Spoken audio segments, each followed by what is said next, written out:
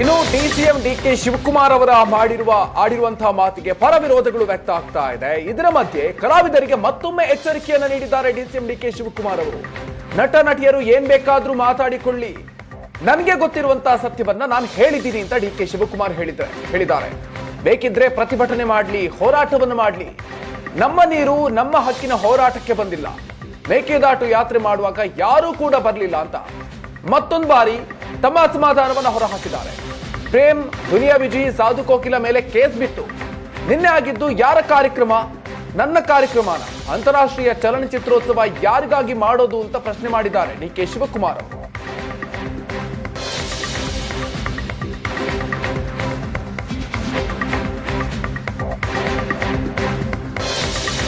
Film ಅವ್ರು ಏನಾದ್ರು ಮಾತಾಡ್ಕೊಳ್ಳಿ, ನನಗೇನು ಗೊತ್ತಿದೆ ಅದು ಸತ್ಯ ಹೇಳಿದ್ದೀನಿ.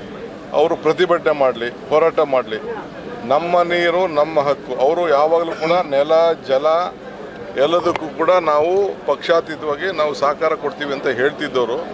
ಆಗ ಯಾರೂ ಬರಲಿಲ್ಲ.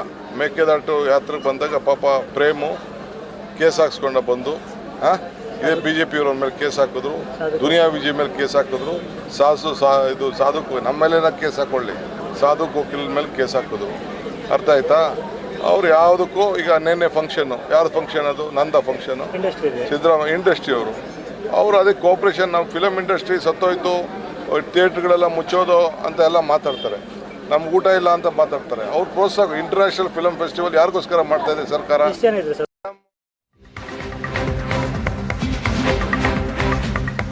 ಡಿಕೆ ಶಿವಕುಮಾರ್ ಅವರ ಕೋಪದಲ್ಲಿ ಅರ್ಥ ಇದೆ. ಅವರು ಹೇಳಿದ್ದು ಸರಿ ಅಂತ ಡಿಕೆ ಶಿವಕುಮಾರ್ ಅವರ ಹೇಳಿಕೆಗೆ ಹೇಮಾ ಚೌಧರಿ ಅವರು ಬೆಂಬಲವನ್ನು ವ್ಯಕ್ತಪಡಿಸಿದ್ದಾರೆ.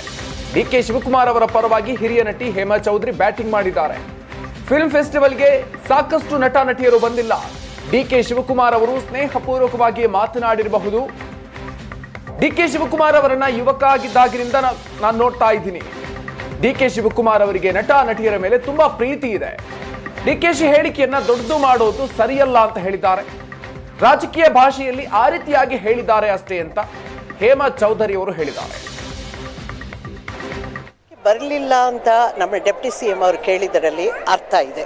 ಯಾಕೆಂದರೆ ನಮಗೆ ಬೇಕಾಗಿರೋ ಎಲ್ಲ ಸೌಲಭ್ಯಗಳನ್ನು ಸರ್ಕಾರ ಮಾಡಿಕೊಡುವಾಗ, ಅದು ಯಾವುದೇ ಸರ್ಕಾರ ಇರಲಿ, ಇವರೇ ಅಂತಲ್ಲ, ಪ್ರತಿಯೊಂದು ಸಲನೂ ಸರ್ಕಾರದವರು ಸಿನಿಮಾ ಇಂಡಸ್ಟ್ರಿಗೆ ಫೆಸ್ಟಿವಲ್ಗೆ ಇಷ್ಟು ಅಂತ ಕೊಟ್ಟೆ ಎಲ್ಲ ಮಾಡುವಾಗ ಬರಬೇಕಾಗಿರೋದು ಕಲಾವಿದರಿಗೆ, ಒಂದು ಟೆಕ್ನಿಷಿಯನ್ಸ್ ಇರ್ಬೋದು, ಆರ್ಟಿಸ್ಟ್ಗಳಿರ್ಬೋದು. ಒಂದು ಅವ್ರು ಹೇಳಿದರಲ್ಲಿ ಅವ್ರು ಕೋಪ ಮಾಡ್ಕೊಳ್ಳೋದ್ರಲ್ಲಿ ಅರ್ಥ ಇದೆ. ಬಹುಶಃ ಏನೋ ನಿನ್ನೆ ಒಂದು ಮಾತಾಡುವಾಗ ಅವರು ಹೇಳಿರ್ಬೋದು, ಗೋಕಾಕ್ ವರದಿ ಚಳವಳಿಯಿಂದ, ಕಾವೇರಿ ವಾಟರ್ ಪ್ರಾಬ್ಲಮಿಂದ, ಡಬ್ಬಿಂಗ್ ವಿರೋಧವಾಗಿ ನಾವು ಎಲ್ಲ ಹೋರಾಟಗಳಲ್ಲೂ ಕನ್ನಡ ಚಿತ್ರರಂಗದ ಮೇರು ನಟರಿಂದ ಚಿಕ್ಕ ಕಲಾವಿದರವರೆಗೂ ಎಲ್ಲರೂ ಪಾರ್ಟಿಸಿಪೇಟ್ ಮಾಡಿದ್ದಾರೆ. ಶಿವಕುಮಾರ್ ಅವರು ಹೋಗಿದ್ದ ಆ ಒಂದು ಕಾರ್ಯಕ್ರಮದಲ್ಲಿ ಭಾಗವಹಿಸದೇ ಇರ್ಬೋದು.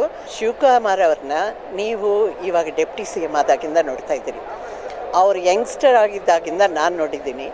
ಅವರು ಒಂದು ಫ್ರೆಂಡ್ಲಿ ನೇಚರ್ನಲ್ಲಿ ಕೆಲವು ಮಾತುಗಳನ್ನ ಹೇಳ್ತಾರೆ, ಅಷ್ಟೇ ಬಿಟ್ಟರೆ ಇನ್ಯಾವ ಒಂದು ಕೆಟ್ಟ ಉದ್ದೇಶನೋ ಇಲ್ಲ, ಯಾವುದೋ ಅವ್ರ ಬಾಯಿಂದ ಬರೋಕ್ಕೆ ಸಾಧ್ಯನೇ ಇಲ್ಲ.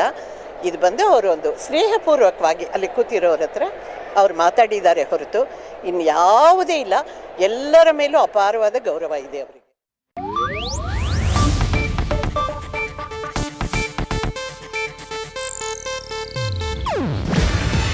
ಇದು ಏಷ್ಯಾನೆಟ್ ನ್ಯೂಸ್ ನೆಟ್ವರ್ಕ್ ಪ್ರಸ್ತುತಿ.